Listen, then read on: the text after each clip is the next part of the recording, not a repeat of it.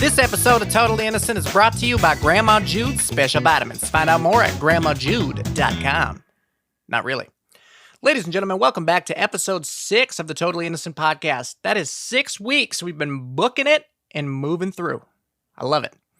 Last week we covered one Judy Buonanno, the real-life Black Widow. So I hope everybody enjoyed the Black Widow movie, if that was something that they were looking forward to. I'm currently recording this on the 9th, the day that the movie comes out. But guess what? I am SOL. I wanted to watch it on Disney+. I don't want to go to the theater because it's not a COVID thing. I just don't like fucking people, right?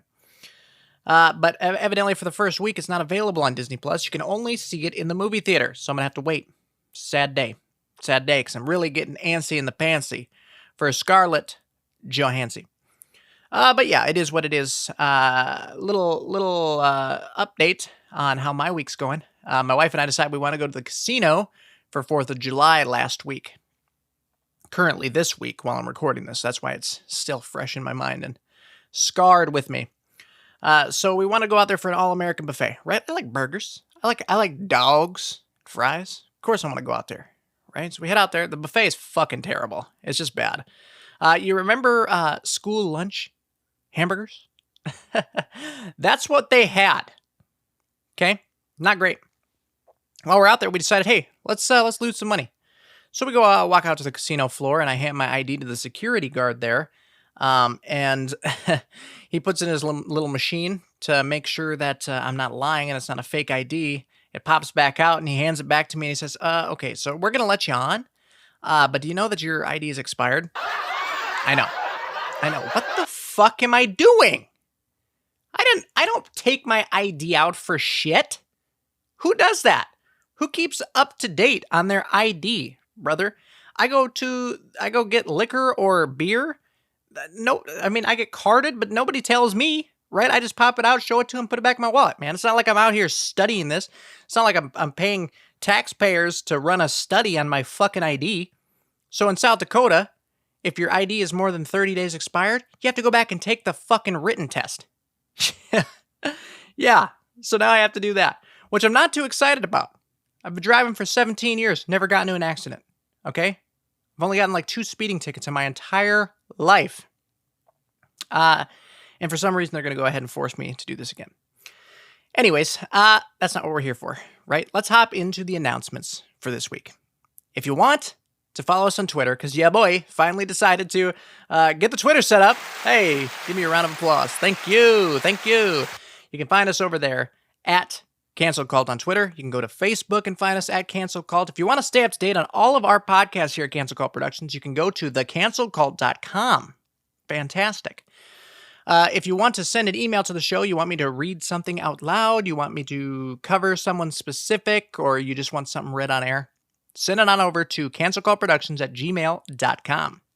In the subject line, just make sure you write which podcast you're submitting to, because all three of our podcasts are under the same email. So neat. Finally, you can go over to YouTube and follow us over there, or subscribe rather, at the best podcast in the world at youtube.com. That's not true. We are nobodies, and we don't even have a custom URL. So you're going to have to use the search bar. Stop being fucking lazy. All right? If you want to support the show directly, there's a link in the show notes down there. Anchor provides a nice little support this show feature. So if you're interested in that, you can go ahead and find out more at that link down there. Nice. That's all the announcements that I have for this week. I think that's all I have.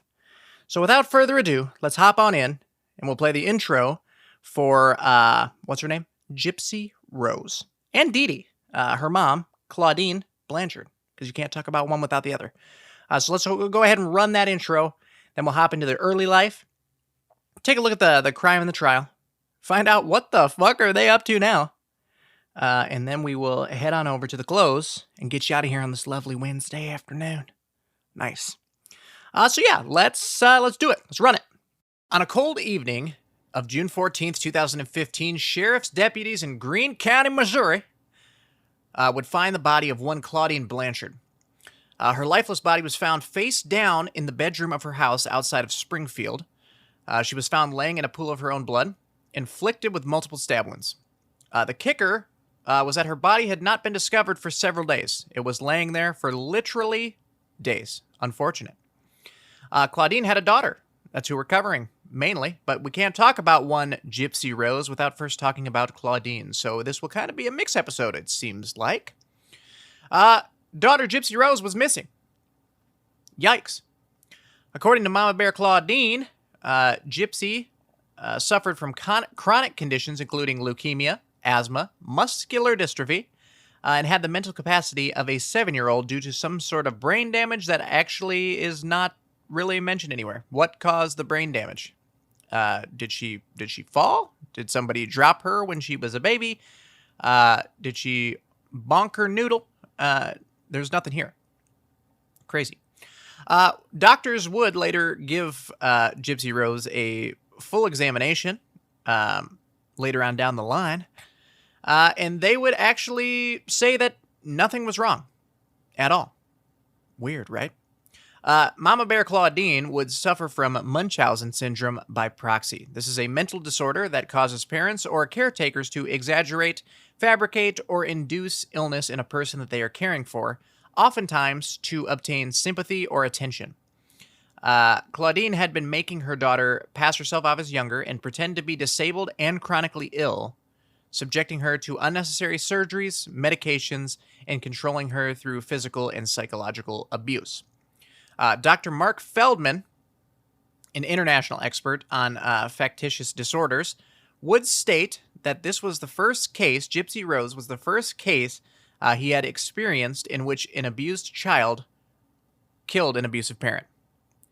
And that's nuts, right? A lot of people were mad at Claudine. Literally taking your daughter's life away, right? She's not actually sick. She doesn't have leukemia. She doesn't have asthma. She's not coughing all the fucking time. She doesn't have muscular dystrophy. And she might have the mental capacity of a 7-year-old because of the way that you treated her. And a lot of people were outraged at what Claudine did to her. And I can't blame them. I cannot blame them at all, right? But I think back to the Kristen Gilbert episode 4, I believe, of the Totally Innocent podcast, where we talk about mental disorders and the fact that you can't just fucking turn them off, right? There's no switch, unfortunately, which kind of wish there was, but there isn't. Not that that gives Claudine Blanchard a pass here. I definitely think what she did was heinous. It was wrong. She took away her daughter's life, made her believe things that weren't real, made her get surgeries, for fuck's sake. Dude, she got surgeries, took medications. I mean, unforgivable. But did she deserve to die? That's the morality we need to take a look here, right? Because you cannot turn off a mental disorder, it's not something that you can just flip a switch on and say, oh, I'm better now. Is death what Claudine Blanchard deserved? That is what that's what we maybe look to answer today. I don't know. I don't know if I think she does deserve to die. Well, I mean, it's a little too late. She's already dead. But I don't know if she deserved to die because of a mental disorder. That's the stigma, right? That is what people are trying to fight.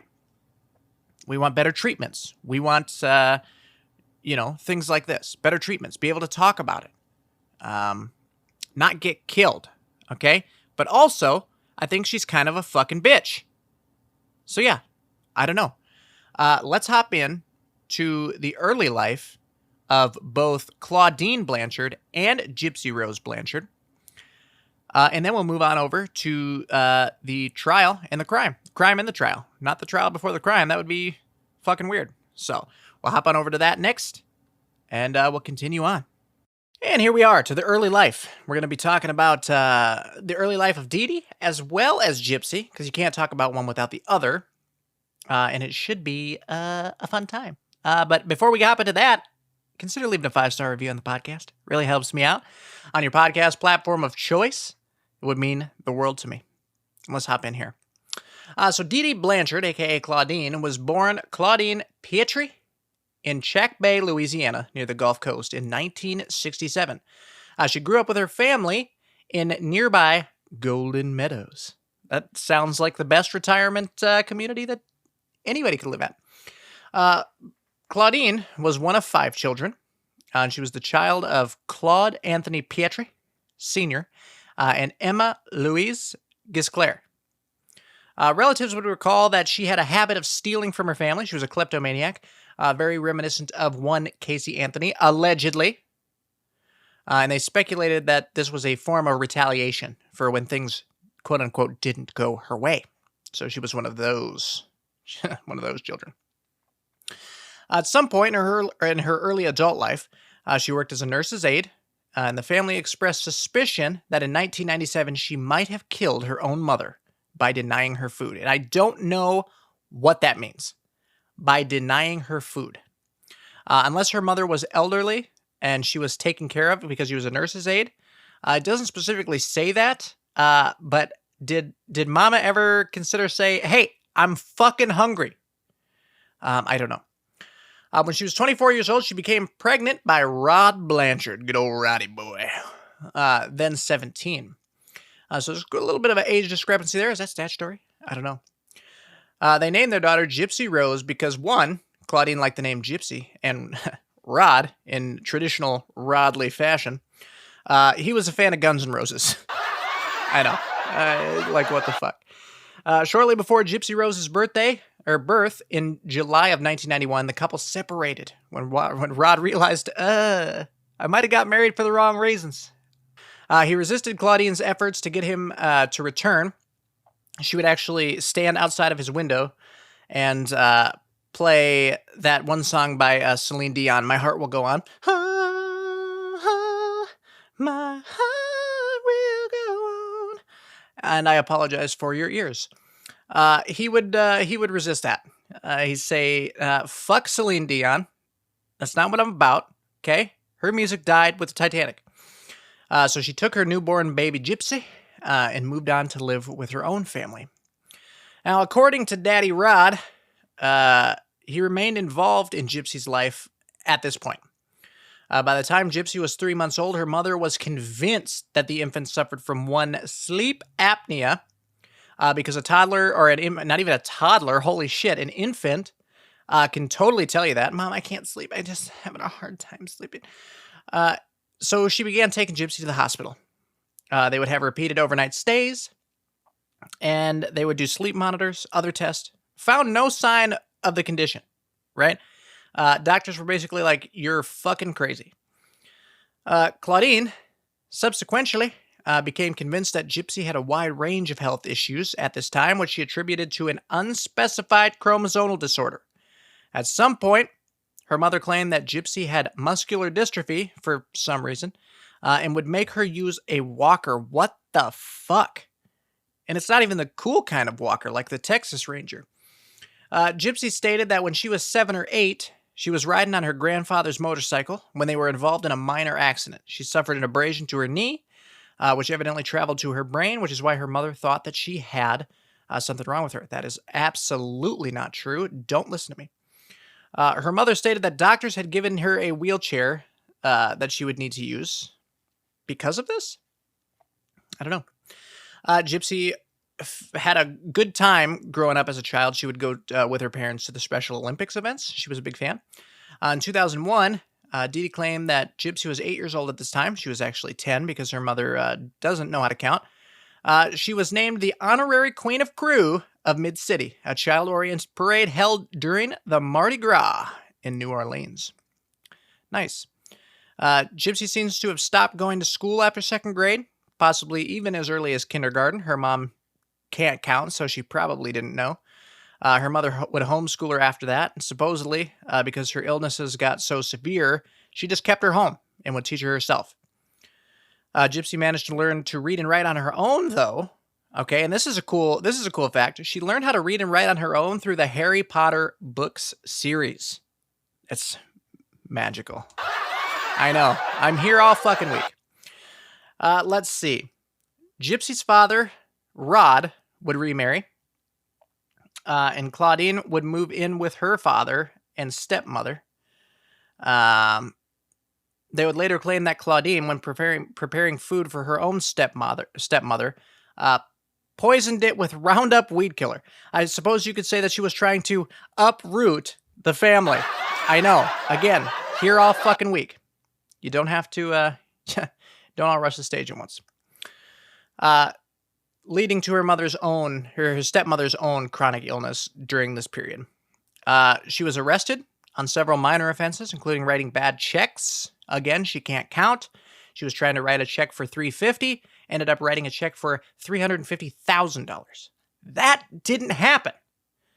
When the Beatrice began to regularly confront her about her treatment of Gypsy and express suspicion in her role of her stepmother's health because we think you might have killed your mom, she left with Gypsy for Slidell. It's like New Orleans, but and I know it's like probably Slidell, but I don't know. I've been watching a lot of the new Walker reboots, so I want to say Slidell, like Cordell.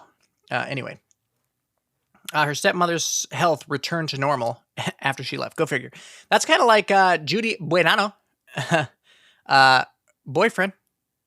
Why am I so sick, Doc? I'm trying to figure it out. I can't figure it out. Well, then you get away from her and, oh, fuck, I'm feeling better. That's crazy. While they were in Slidell, she and Gypsy lived in public housing. They paid their bills with Rod's child support payments because he worked as a Guns N' Roses tribute band. He was the lead singer. That's not true either. Let's see. So they got that from child support payments and public assistance. That's how they were able to afford that. And they were granted that because of Gypsy's supposed medical conditions. So there's some fraud on top of that. They spent most of their time visiting various specialists, mostly at Tulane Medical Center and the Children's Hospital of New Orleans, seeking treatment of the illness Claudine claimed that Gypsy suffered from, which she now said included hearing and vision problems. For some of those just popped up. The cancer, Doc. It's getting to her eyes. I don't know what to do. I don't know why she sounds like Judy. While a muscle biopsy found no signs of muscular dystrophy, Claudine insisted Gypsy had. She was successful in securing treatment for her daughter's other purported issues after she told doctors that Gypsy had seizures every few months. They prescribed anti-seizure medication. Several surgeries were performed on her during this time, and Claudine regularly took Gypsy to the emergency room for minor ailments. Oh, you got a boo-boo? Get in the fucking car. I don't know why she sounds like Judy. God damn it. After Hurricane Katrina devastated the area in August of 2005, Claudine and Gypsy, let me just be clear about something here, okay? I know I'm giving her a similar voice to Judy, but New Orleans, come on, it's the South, all right? No disrespect to my Southern listeners out there. It's just the accent, all right? So Hurricane Katrina devastated the area in August of 2005. Claudine and Gypsy left their ruined apartment for a shelter in Covington, set up for individuals with special needs, because evidently Gypsy had special needs. Claudine said that Gypsy's medical records, including her birth certificate, had been destroyed in the flooding. Convenient! A doctor there from the Ozarks suggested they relocate to her native Missouri. In the next month, they would be airlifted there. Because New Orleans doesn't play that shit. All right? But Missouri will. All right? Medical fraud. Nice. So yeah, you can kind of tell here, and look, man, I'm gonna be honest, all right? I'm gonna situate myself in the chair. There is something severely wrong with Claudine, right? Munchausen Syndrome by proxy, okay? It's a mental illness. This is the stigma. We talked about this a few episodes back, right? If you want to know my input on mental illness and how I think that we need to do better at talking about it and being better with it, you can go back and listen to that episode. But, so here's the thing. Did she deserve to die? Right? That's what we're going to find out today. Did she deserve to die? Probably not.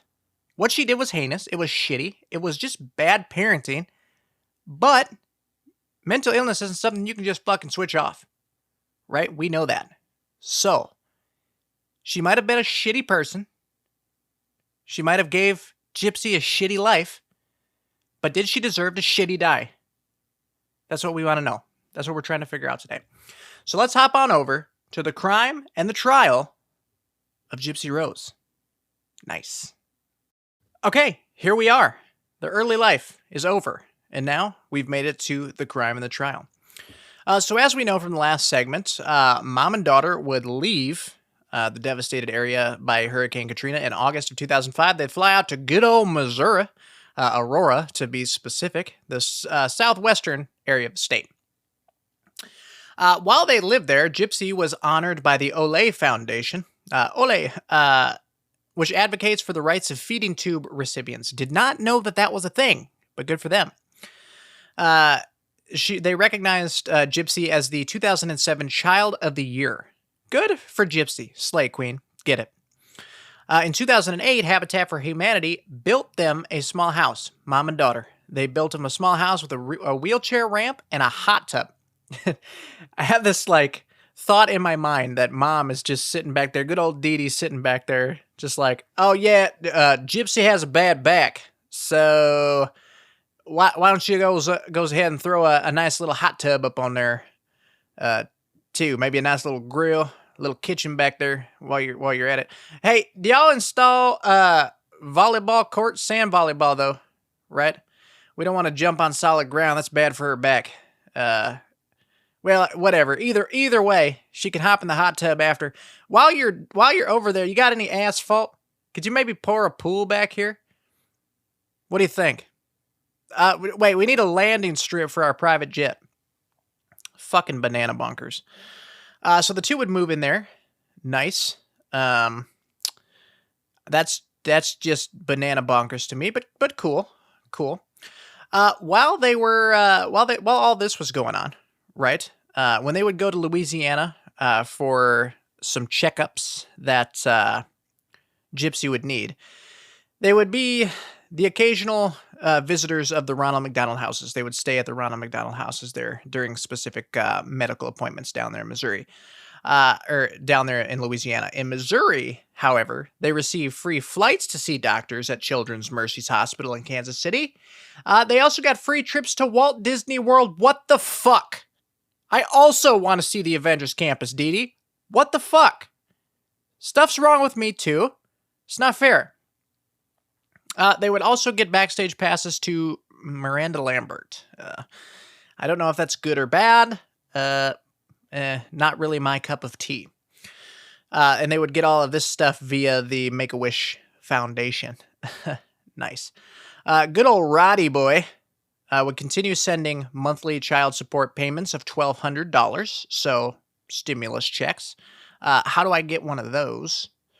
As well as sending Gypsy gifts, and he would occasionally talk to her on the phone. During one phone call, however, on her 18th birthday, Claudine would tell him, while you're on the phone with her, just don't mention that her actual age is 18. She thinks she's 14. What the fuck? This is so wrong, man. She pisses me off in so many ways.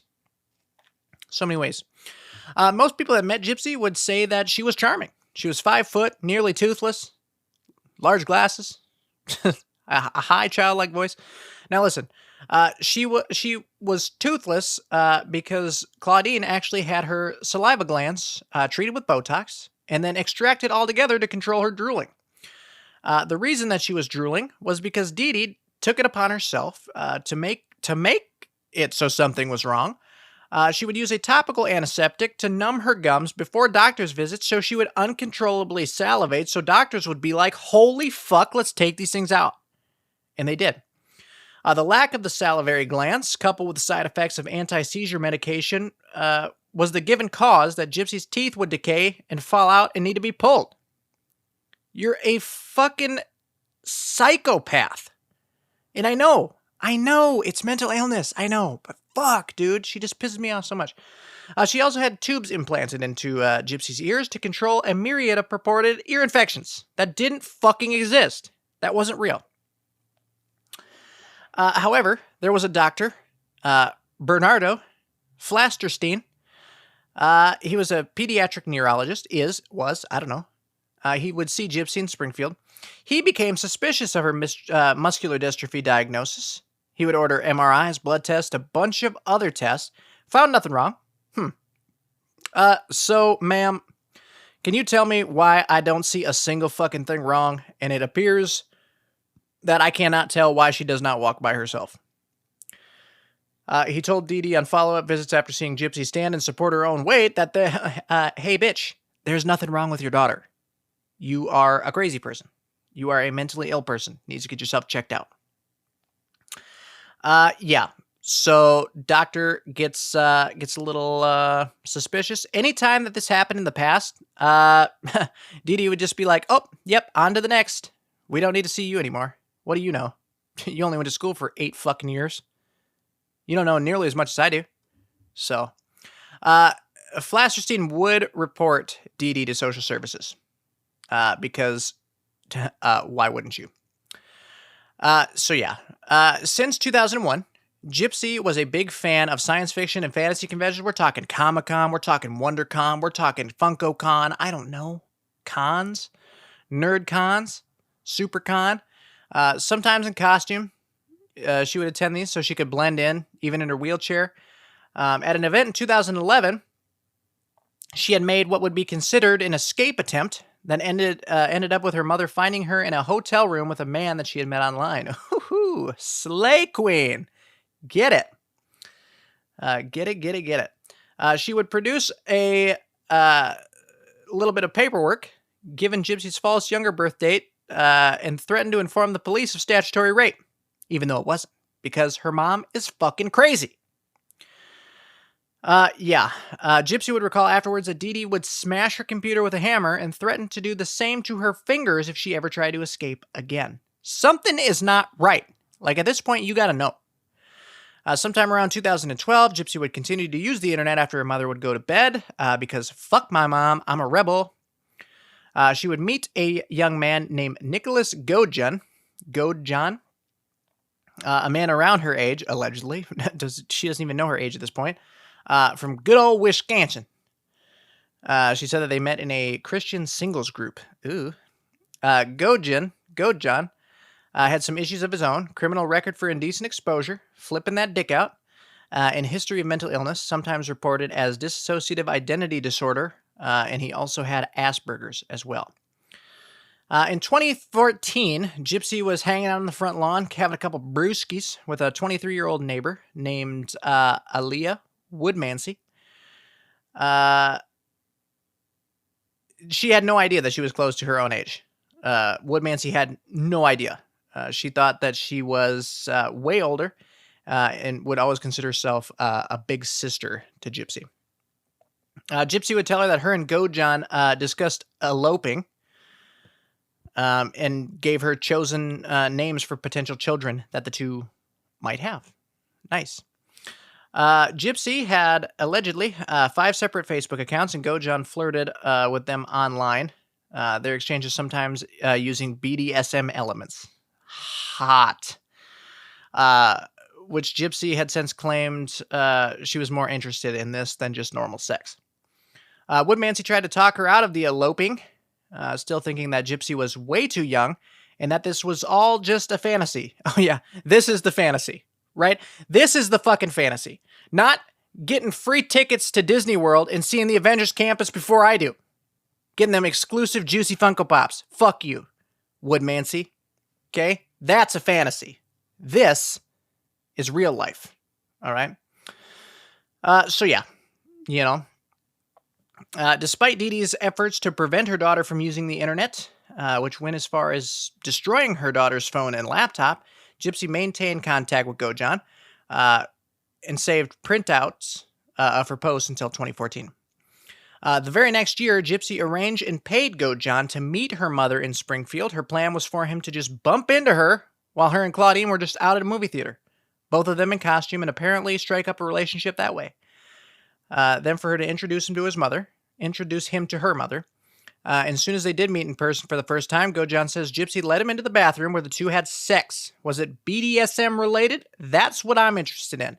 I want to know what the Avengers campus is like, and I want to know what kind of sex these two were having.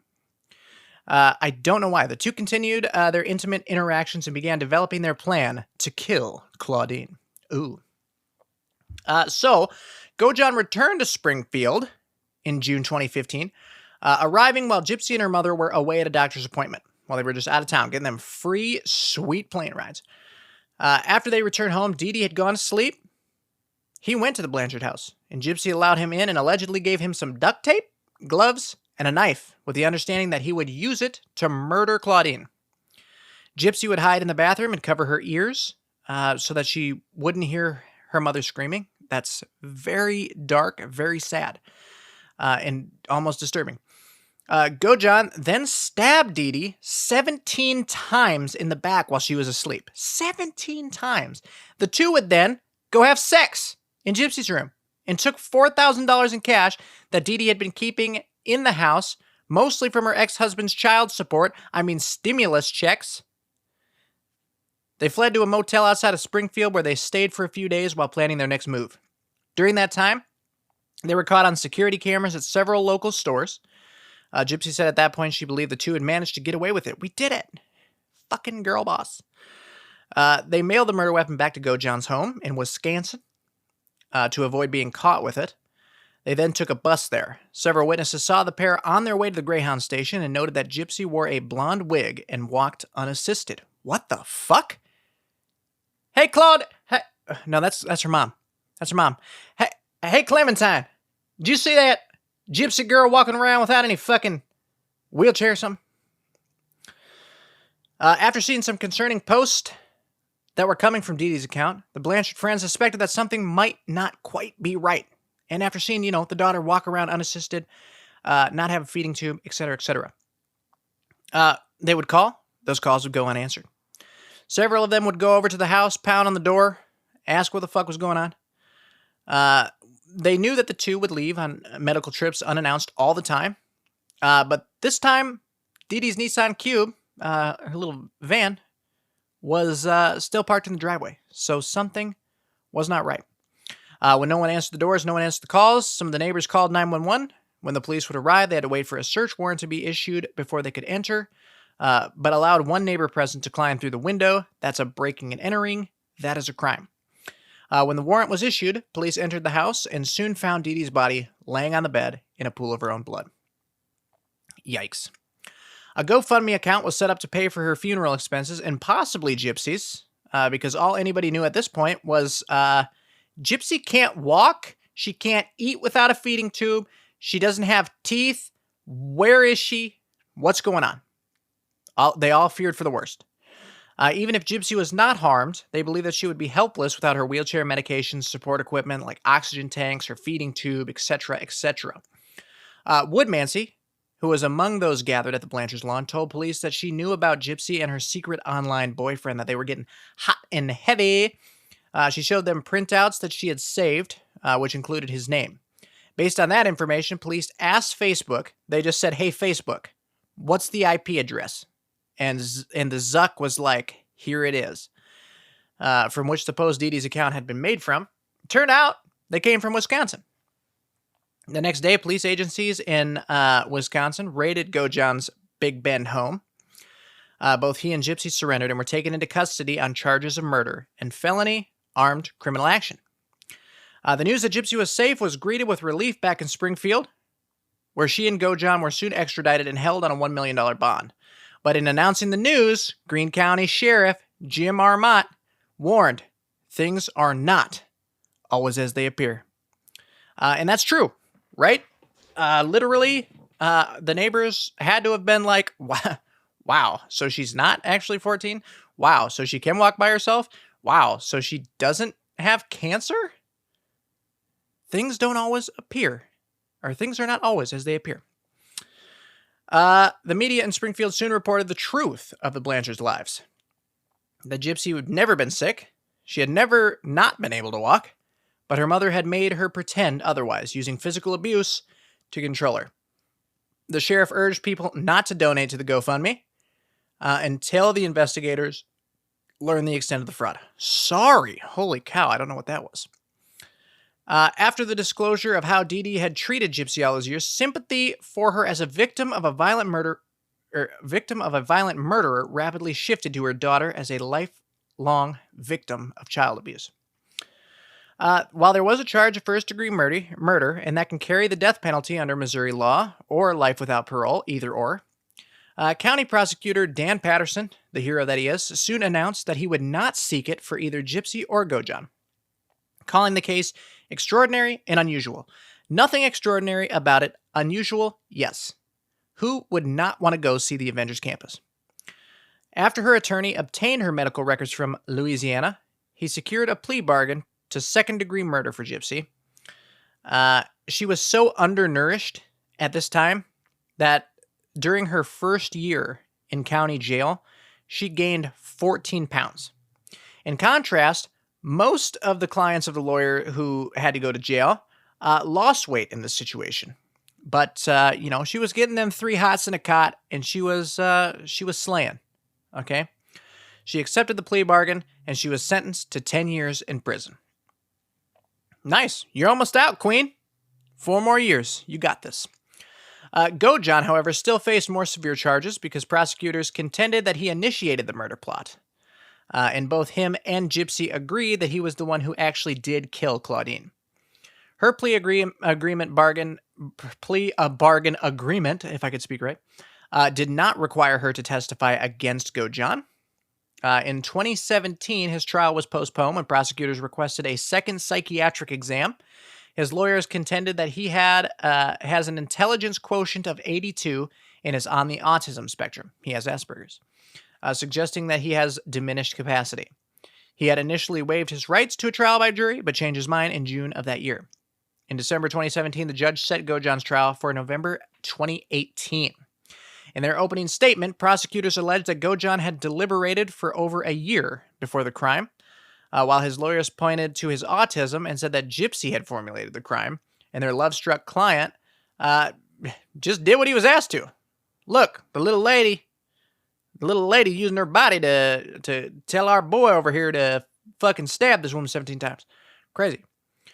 The next day, prosecutors showed jurors text messages, sometimes sexually explicit, that Gypsy and Gojan shared in the week before the murder, often using various personas as well as the knife, which was used to commit the murder. Some of the text, he asked her for details about Dee Dee's room and sleeping habits. These were supplemented by video of his interview with police after his arrest, where he admitted to having killed her. Gypsy did end up testifying on the trial's 3rd day. She said that while she had indeed suggested to Gojan that he kill Dee Dee to end her mother's abuse, she had also considered getting pregnant by him in hope that once he was carrying Gojan's child, Claudine would have to accept him and bring him into the home or let her go. Along with the knife that she eventually gave Gojan, she stole baby clothes from Walmart during a shopping trip so she could go ahead with either plan. Whichever one happens. I'm good with either at this point. However, she did say that Gojan never told her what he thought about the pregnancy plan. Probably wasn't a fan. After 4 days, the case was sent to the jury. Jurors had the option of finding Gojan not guilty or guilty of one of 3 murder charges: involuntary manslaughter, second-degree murder, or first-degree murder. After approximately 2 hours of deliberation, they returned with the verdict, and Gojan was found guilty of first-degree murder and armed criminal action. In February 2019, he was sentenced to life in prison for the murder conviction, the only possible option since prosecutors had denied to seek the death penalty. Gojan asked Judge David Jones for leniency on the armed criminal action charge, which carries a minimum sentence of only 3 years, saying that he had fallen blindly in love with Gypsy, and that's why I did it. I just wanted some. He received a sentence of 25 years on that charge, which is concurrent with the life sentence. And that is the crime and the trial of Gypsy Rose. Actually happy that she only got 10 years, to be honest. Look, murder's never an option. It should never be an option. But her mother took her entire life away from her, right? She had nothing.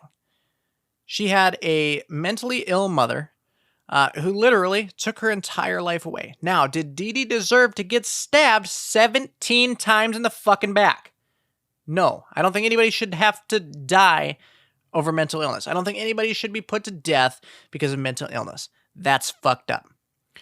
I don't think Dee Dee should have died at all, but I also I'm more leaning toward Gypsy's side on this one, right? You can either kill my mom or I can get pregnant. I'm good with either. You pick. Whatever one you want. Gojan can suffer, whatever, because he actually did the crime.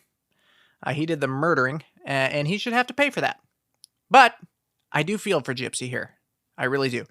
But I also feel for Claudine. Not really, but kinda, right? She didn't deserve to die, but I think she's a piece of shit. but she didn't deserve to die. But she is a piece of shit. It's kind of like that situation, right? So that is the crime and the trial. Now I say we hop on over to Where Are They Now? And then we close it out and get you out of here on your lovely Wednesday afternoon. What do you say? Let's run it. And we made it. Now we're to the end, right? We took a look at the intro. We took a look at the early life. We took a look at the crime and the trial. Let's find out what Gypsy Rose is up to now. And also some of the other, feedback that the community gave, the family gave, quotes from Gypsy Rose herself, the medical community, etc., etc. If there's one thing that I learned from this episode is I really want to go to the Avengers campus. Really bad. I know it's not funny. I just really want to go. So I'm not going to tell you what's going on with Claudine because, as we all know, she's pretty fucking dead.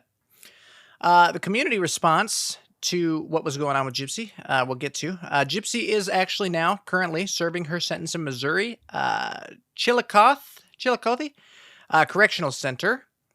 She will be eligible for parole in 2024. Gypsy did not talk to the media until after she had made her plea bargain. And after that happened, and she finally did talk to a reporter at BuzzFeed, one Michelle Dean. She said that she had been researching Munchausen Syndrome by proxy on prison computers and that her mother had every single symptom. She was quoted as saying, and this is sad, I think she would have been the perfect mom for someone that was actually sick.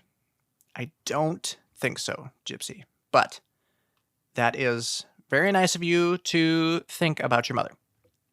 The community response was pretty crazy. The Blanchard's neighbors were shocked to learn that Gypsy's illnesses were all fabricated. Nothing was wrong. Aaliyah Woodmansey, the one who was responsible for leading police to Gojan and Gypsy the night after Dede's body had been discovered, said that she had cried out in disbelief upon hearing that Gypsy had never been sick or disabled and that she was actually pretty close to her age. That was crazy. She recalled that everyone just kind of accepted Dede's claims without asking for proof, and just kind of took it as they would, Another neighbor, the neighbor that had actually called the police, Kim Blanchard, there was no relation there, would say in a quote, "What have I been believing? How could I have been so stupid?" Despite all the controversies, over 60 people attended a candlelight vigil for Dede downtown Springfield the night after the body was discovered. That's nuts. Knowing what she did to her daughter, and people still showed out in support. I have an idea of who those people are. A spokesman for Habitat for Humanity was quoted as saying, "We are just really deeply saddened by the whole situation. We even put a hot tub in there and everything." Dede's family in Louisiana, her father, stepmother, and her nephew, who first shared details of Gypsy's actual health when she was first confined to a wheelchair, all later said that Dede deserved her fate, and Gypsy had been punished as much as she needed to be. Just let her out. None of them would pay for any funeral expenses or even pick up the ashes of Dede. Wow. Her father and stepmother ultimately flushed them down the toilet. That is fucking savage. Round of applause for you. And I know it's mental illness. I know. We've been saying this the whole time. I get it. But it's unfortunate, but it is what it is. Gypsy Rose is also quoted here saying, "I feel like I'm more free in prison than I was when I was living with my mom, because now I'm allowed to just live like a normal woman." God damn it. I don't think prison is how normal women live, but I get what she's saying, right? And she'll be out in 2024. Slay Queen.